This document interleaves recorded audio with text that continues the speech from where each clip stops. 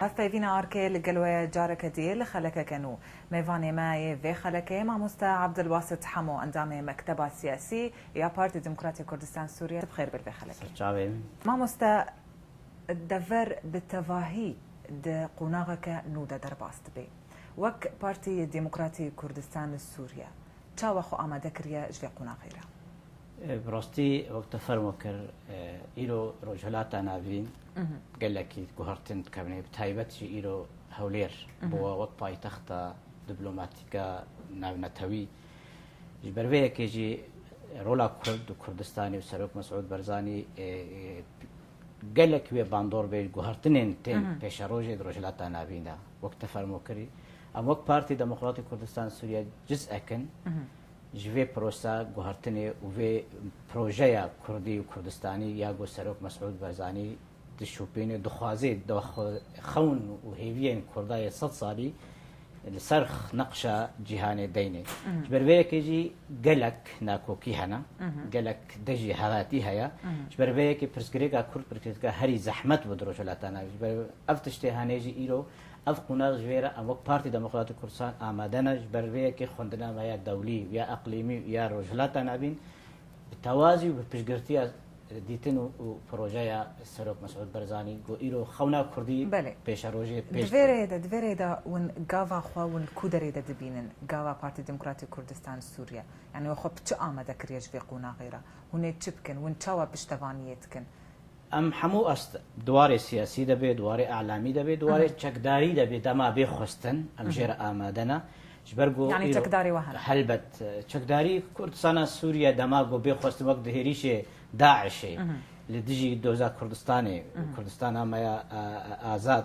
كردستان سوري بيغومان حمو اساليب بيوستن مرو بكش بربيه كيجي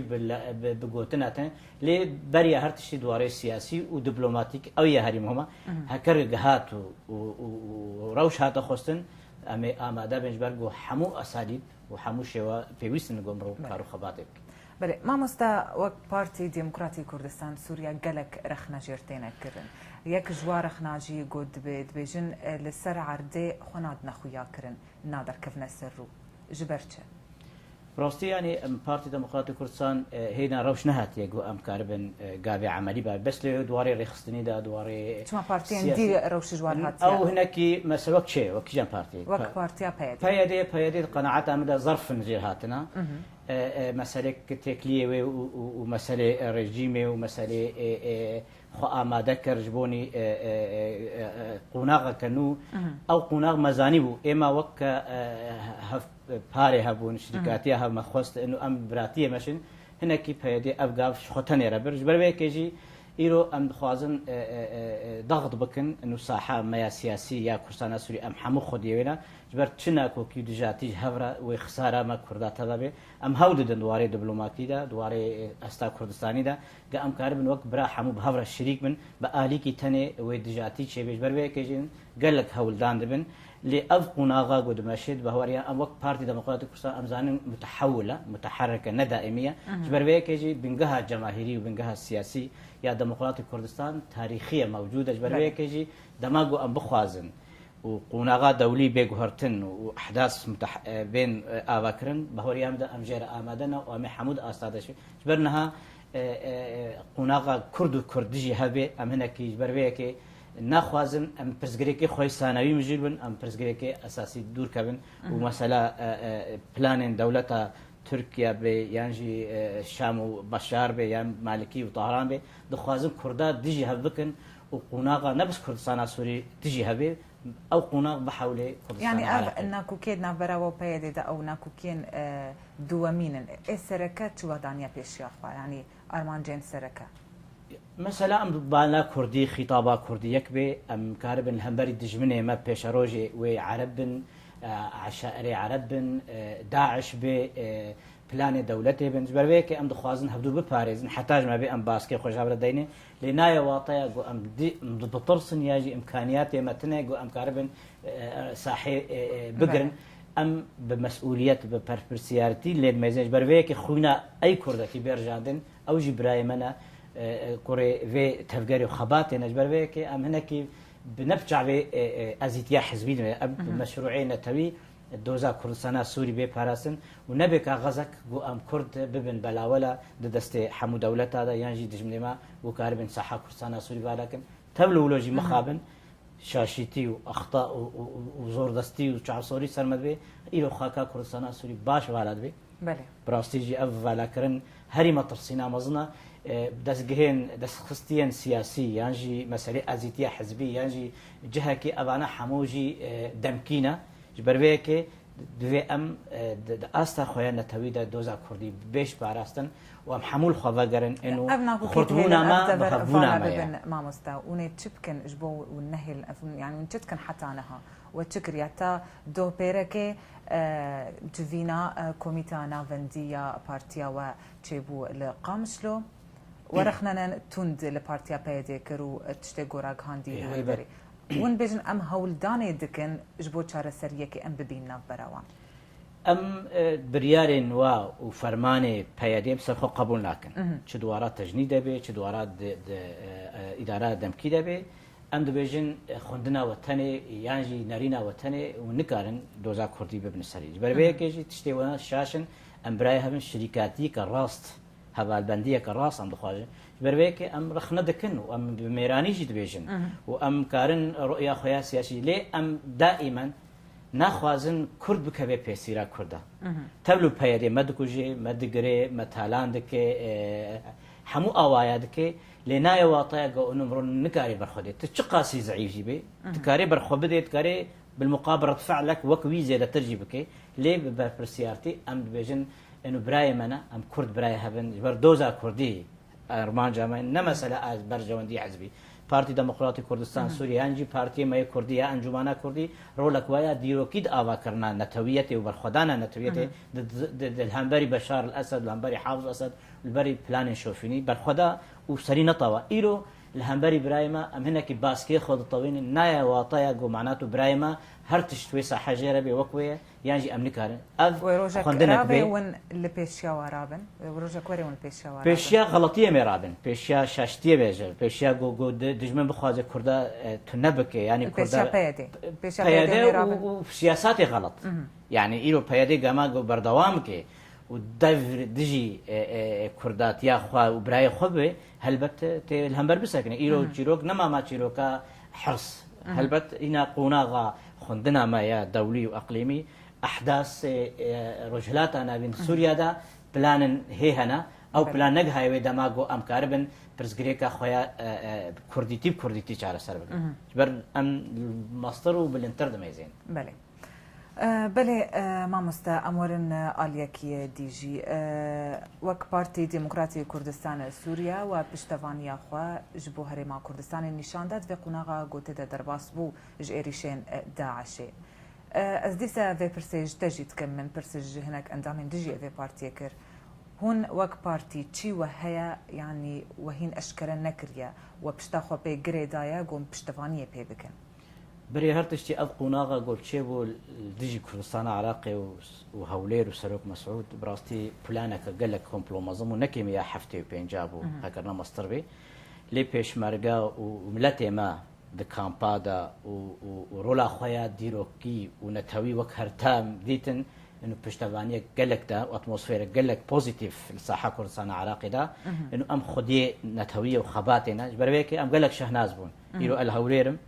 من قال لك تيتن نارين هاتن قهرتن او جعفي بن بتوك المدهات تيتن انه ام بنابرن ام بو برشيبون بو فقيريه بهوريا مدى هستين تويل بيشبو وكاريبو قناغ باج ريدا وام دو اصتي عسكري دجي وك خورتي جواني كل ايجو عسكريه بازا تدريبنا بحقيقتك نبا شارتيا هاي رولا خليستن جبهات بيشيدبون وميراني ومرخاسي ومورالي وقال لك بنو ام وك شاندك بارتي ديمقراطي كردستاني سوريا قال الحوالي خوا كوميتا مركزي ما زيارتها وخلقي خوي بيشمرقه كر ومورالي ماجي بلند بو وماجي بمورالي وا بلند كر ام هبدو جيما جو ام امادنا قناغتي قناغ وي مسترجبه اف تجربه بيشي بوجوره جو ام جير حاضر من بيشروجي اركين هاري مستر بين ساحه كردستان سوريا ايرون پاراستنا خطا كردستان عراقي واركمينه توي لي بيشروش قامشلو وعافرين وكوباني جي البندا وما يقو امكاربن بلان دولتي وبلان دجمن قو ايرو دمشي وبخوازي دوزا كردستان سوريا يعني جوي اريشي وتشدعني بيش يا خوون وك بارتي ديمقراطي كردستان سوريا ما دواري دبلوماسي دا دواري سياسي دا دواري راغهاني دا دروازي دحمو آليادا بشجفانية ما حزريا خو كرد برك خورتي كردا بيرك كردا زاروك ما إيرو الكامبا خوين دان أبيك تعبير إحساسي بلند بو يعني جبر بيك ما آمادنا حمو تشتغل بيخوستن لدولة حكومتها كردستاني أو ترى خباتا وإمكانيات أو إمكانيات زيادة معناها تيخو لما أركي خوينا توي وهاد خوستن وقت ويدا ما هنكي بيشكشك لدماغو بيخوستن دحمو استاد دماغو بيخوستن كارينا وهي وندي تشتي بكن للروج افاي كردستاني ام بهورن خلقي خوش كردستان سوري تجربه وا دهستي خو تجربه دوزي ازاري وقال لك تجربه سر كردستان سوري دماغو بيخوستن ودوزا كردي بخطر ده بهوري امدا جعفرين وراجو بقرا حتى عندي وري ورابي سربيا وتجربه خ تاريخيا كردستان سوري استوي نتبي البيش ارينا كوكيه ما يحزبها اريد دجات يا ما شخصي جارجارات بي لدما قول كبد استانه تبيدا بهورم كردستان سوري قالك قنا غار درباسو ببونا يك ومساله ازيتيا شخصي حزبي دان يعني بربيك از بهورم اتموسفير وجديروكات كردستان سوري چه بارتي ديمقراطي كردستان بي چه بارتي ورخصتن وخورتي كردا دزگي خورتا اي كردستان سوري بي بله ما مستا ما هف بيفينا خوا بردوام بكن لتماشوان نهيجا ناف برك بتوك وفتقرن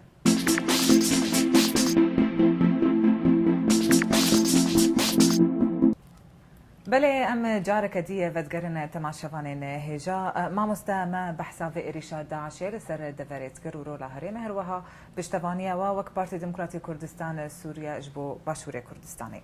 دنارينا تدا أرمانجا في إريشي تبو لسقو بري داعش بري خوا جسوريا وج دفرين الشيعة وايدي بري خوا دا كردا براستي يعني داعش أداتك قال لك دستي دنا هر يكي دخوازي بكار بيني ليه دما في تاريخ خستن قال لك سيجنال هاتن يكجي مسألة سرق مسعود مناغق آبيج بوني مسألة سرخبوني بريا بيجي ضغوطات مالكي ومسألة أبوري أددوا استقرار وأمن وإيرو بوا وكا بايتختا دبلوماتيكية هندري رجلاتا نبي أفحمو مطرسين داخويا كرن إنه كرد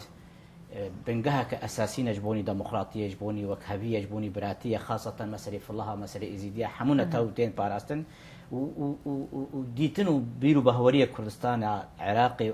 وشروق مسعود برزاني تماما بيرو بهورية نابنتوي إيه حرية وآزادي وديمقراطية وكهبية أبانا مطرسين خلقان البلد جمني در دوري كردا إنه إيرو بنجها دولتك كردي آباد أو بنجه برجواندين جلك دولتين إيجو براستيجي شابسوري ومسألة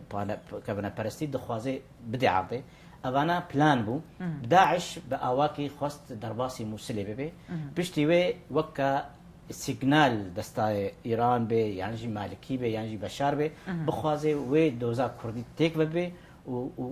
وكاغزا سوري ضعيف ببي وكاغزا مالكي دجبو خلاص بكي وك حكما ليه بدبلوماتيك واثبات كر الدنيا ايرو هولير بوا وك نافندا راغاندن دبلوماتي ايرو الهولير بينن حمو راغاندن وشنو هاتنا سرق وزير دار اي المانيا واي فرنسا واي السويد ابحمو نشان انه كرد خدي دوستو هذالن وافجي نتيجه صالات دبلوماتيكا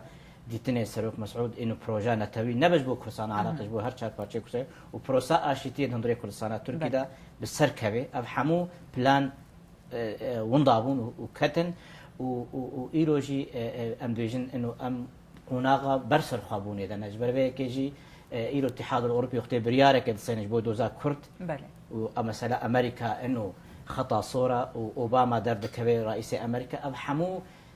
شهنازيه كده انه كرد دبلوماتيك كده بيجاري سرك تم كرد سريتشيا بشرط سكتن لدبلوماتيكا كردي ايرو البيشبو وقاريبو تشاوا فهم كليستكا دولي ابانا راستيجي ام قالك شهنازم برولا سروق مسعود برزاني بله ما مستا بايدو بككي هاتن اليكاريا بيشمرغا بكن بوشن قالنا رنا تسرفيه كيتشيا براتی و هەباستی و پشتگرتی ئەم گەلک شەهنازن گۆ دەماگۆ هەدەفك و ئارمانجێک ڕاست بێ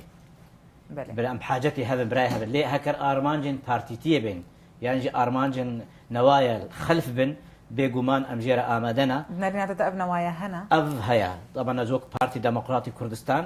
ساحە شنگالی خودیوێ بەسیوێنە کوردستان عراقی و پێشمەرگی مێرخاس هەموو پارتیە خۆی کوردستان عراقی ئامادەرە کارن چاوە بپارێزن هەولێر و غیری هەولێر کارن شنگاجی بپارێزن بەرگۆ ئیرۆ مەسەلا ئەمریکا و ئەوروپا و دنیا تەر بسەرە نەب حاجەتی چەند پێشمەرگەگەل دەربە بێ ئیرۆ پاراستن و یەکیتیا کوردستانە سووری کۆبان و عەفرین یەک وەک کوردستان سووریە بێ پاراستن ئەوە یاگۆ مهم ئەم ساحە مهم دەژێ قڕۆن ساحە سانیدا ئەم پرزگرێکا چێکن ئەمنەکی ئیشارەت استفام دەدەین لێ وەختێکدا دەستێ براتیە درێژ بووە دەستێ براتیە درێژ بووە ئەم ژێرە بینم باشە لێ ئەم شیارنجی دەماگۆ نەوایە پشت پەردێرەژی هەبن وەک لەیستکە و ئەس بەهۆرم کوردستانە عراقی و قووەتاوەیە معلوماتی شیارە گوکار بن پرۆفۆکسیۆنەکە بچووچکە یانژی بخوازن مەمژوری بکەن وەک چاوە ئیرۆ مەسەری تەوان کوردستانە سووریا نەتیجا گەلک براتیەژی ئەت بەهۆرم ناکەم مەسەری شنگاریدا وەک بێژن کانتۆنا چارا چێ بکەن دەبێ بێ قوناغی سەر ئێشاییش کوردستانە عراقی دەبێ بێ وەک کەلەمەکی قەنەعەتامدا ئەوانە وێ گەلێکی کورد هەمبەر بسەکن و مێبینەژی گو ئەو پلان نەبێ ئەو نەوای نەبێ هەگەر نێتێک براتی و دڵخوازیە پاراستنا کوردستانی و براتیە بێ ئەم دەیشت بێژن دگەلێکی ئەم کێخۆشی و دەستی براتیە درێژ دەکەن لێ ئەس بەهۆرم پێشەڕۆژی ئەوەیە دیار بکەی ئەو پلان هەیەتنە یعنی نەهات پێشەڕۆژەدا ون چ پێشبینی دکن چ تەوەقع دکن گۆچێ ببێ لە منطقی بەهۆری ئەمەدا داعش سلاحی تاری بوو قنبلات تاری لێ نەمانە واتەیە ئەنۆمرۆ پشتڕاست بێ ئیرۆ گەلک شاشتیجی چێبوون بیرانی گەرەک ئیعادەت نەزەر گەلک تشا دەبێت سەر ئاستا مالا کوردیت کوردستانە عراقیدا گوهرتن بێنگچیکردن مەسئلێ تەجروبە شنگال گەرەکە ببێ وەک دەرسەکەیت سەر هەموو ئاستا ئەنو دژمنێ مەشیارە مرۆژ خۆ بەهوەرجی بێ هەرتم باشە لێنە معنات و مرۆ گەلک تشتا مژول بکێ گوهرتن وێ هەبن دەوڵەتا کوردی وێ پێش بێ خاصەتەن پشتی مەسەلێ تورکیا و پرۆسا ئاشتی تورکیا وێ خورد ببێ پشتی ئەردۆغان و گەلک باندۆرەك بکێ بریارە داعش بخن العراقی و لە سووریا وێ داعش نەماکارە بێ ئەو ئێریشێک و لە هەمبەری پۆپۆزیسیۆنا سووری و تایبەت کووردا وەک شەماعە وەک ئەدات نیزامی سووری بکاردانی لە هەمبەری کووردا لە هەمبەری معارەدا ئەوانە وێ دەربەقادی بەرگۆ ئیر ئەوروپا حسیە ئەف خەتەرە ئێرهابێ نەبەس گەها معارەدا سووری و خەڵکی سووری گەها سینۆری تورکیایە یعنی ڕۆڵ داعش هەبوو ئەو ڕۆلاوێنها خلاص بوو مامۆستا خلاص نەبووە دائما خەلایە نائیمەوێ ببینن بسیاسەتا دەولیدا ئەنصاف الحلول هەنا دڕۆژهلاتا نابی حلول کاملە نادەینێ ئەمریکا یانژی ئەوروپا ئەب دیرۆکێ دەوڵە لێ دەما خەتەر مترسیم بێ سەر بەرژەوەندی ئەمریکا ئەوروپا بەهۆریاندا لێ دەخن و داعشی کەتە دەستێ وەک دەست پێکێ گو داعش کوتلەکە ئەداتەکەت گەلک تێدە دەستهانە هەر یەکێ ئاواکی خۆراوەکە چووکێر بکارتێنێ گۆری مارژەوەنیە لێ پشتی گو خەتا سۆر تەجاوزکردن وە کوردستان خەتا سۆر بوو داعشدا مەسەلا قەسف چێبوو و ئەز وەک دموکراتی کوردستان دەبینم پێشەڕۆژێ وێ تەدەخولەک دەولی چێبێ ئەو تەدەخولا دەولی داعشێ وێ هەرێ وێ دخل دولي لباشور يعني باش لكورسانا سوريا تماما مسألة جارسرية برسا السوري بيت تدخلك دولي نممكن جارسر ببي جبرجو روسيا وأمريكا وهوالبندي هر آلية دبل صار ماسك حتى كنجي إنه ملتي السوري خويني بدي جبر بديله جو بشار الأسد والنظام السوري دخص بديله كي بيجي إنه هكر أزارم بديل داعش وإسلامية أو جها قناعك إنه مطرسين سربر جواندية قالك الدنيا آني وتايبج إلى مظاهرات ألمانيا رابون فرنسا رابون أبانا صريح الآن إنه داعش أداتك اللي قلبت بعكس السر برجواندية كسيجو جار جارب بجتوانية ك انديركت جوارا كرنا براستي لي أدبينم مثلا سوريا وبروسا ديمقراطية الكردستان عراقي وعراقي بتبعي وبهافرا بمشي دقل بروسا أشتين هندري كردستان تركيا بله امام استاذ فادقي زاويه دا هف بيفيني استخاز امهرن اليه هف بيمانا نشتمانيه اوبوزيسيونا سوري وهبونا كردا دنافواندا تشاوا تدبيني دوي دما داويدا حكومه دمكي وزير پرورده و جاره درخست يعني زماني كردي خست آستا زماني إنجليزي وفرنسي دا خوندفانش خور هالبجيرن دنجي از بيجم شوفينيتي دي سدرتك هبي ناف اوبوزيسيون السوري دا كرت خطر تشاوتي دا تبينن خشكا بهر يعني اوبوزيسيون السوري يعني صفريا زيري جمرو ناقد بيني ديرو كده دجمني تتم نخوازي بديتا ام وقت بارتيم كردي مجلس كردي كتن اوبوزيسيون اجبر مدي عنوانه كده نتبيا يعني قبول كرنا بعد دنياي هيا امرو لك خو كرد بليزن انه ام ندوري بروسا ابا كرنا سوريا بربك ام باز زان قالك اوبوزيسيون ما او كاسيغو كاربن ولا لي وك عنوانه بو نا ارمانجا مم هي ريهانه دين سباكسا وما في كردي ام كرد بدبلوماسيه اخو بزانبونا اخو بيكيتي اخو بيغرتنا اخو او ضمان وغارانتيا وكاربن برزغريكا كردي بباريزه نممكنه تجربه كردستان عراقي سرمده هي وقال لك جهاجي نممكنه دمات زعيبه وبلوفالوفا وبراتي خلق حمافه تبدي لي اوك الافك بو قلسه ضعيفه قال لك كارناكي مساله عنوانك بو او ممكنه بيشروجه او عناوين بين قهرتن لام كرت وقت سياسه الممكن ظرف إيرو اوبوزيسيون وائتلاف ام هنا كي تيدنا لي قدما بي مثلا ونقفا فكشان دني بدن واقر او انا نهاتي اخفت لي امر خنادكن كما سيو قلسبونا وهيا وكتله كرديجي قال لك متفاهمه خورتي ما يعني ايجو حوالي ما حموت هذا ائتلاف ده برولك خويا دبلوماتيكي ده استا خويا نتوي ودبلوماتيكي ده باش رولد ليزن ودقل اطراف دي معارضه يبرقوا إيرو ام جركا فكريبن حمو اليا نا اليكي تاني واليكي دينا ام ممكن برجوانديه ما كردستان سوري دوزا كردي كودريا ام كان استفاده شتانا قضاطا بكن وبارستنا دوزا كرد ويكيتيا كل او جارانتي جو كاربن البا معارضه به البا غير معارضه به ام ببن كاغزك ورقمك وقتشا والجنيبي دبلوماتيكا كردي قريب وببي كاغتك اللي بلكي او تشتي فعال ومدخص لقاضك او قاضات بهوريام ده كس نما كاري إلو مسألة كردي تجاوز كي يجي قبول نكى وقت برزجريكا جرينجي نندري سوريا بله ما مستا زور سپاس آمده بونا دادت خلق عمایا ایرو دیا هف بیوینا آرکه عبدالباسط حمو انجام مکتب سیاسی پارتی دموکراتی کردستان سوریه زور سپاس سرچاوا گلک سپاس بار سرچاوا بوا و بو آرک سپاس ما مستا بله تماشاوان هجا خلق عمجی یا ایرو بداوی هات الهیویا ما بین بخلق کدی و بابتک نو دهنگی من توش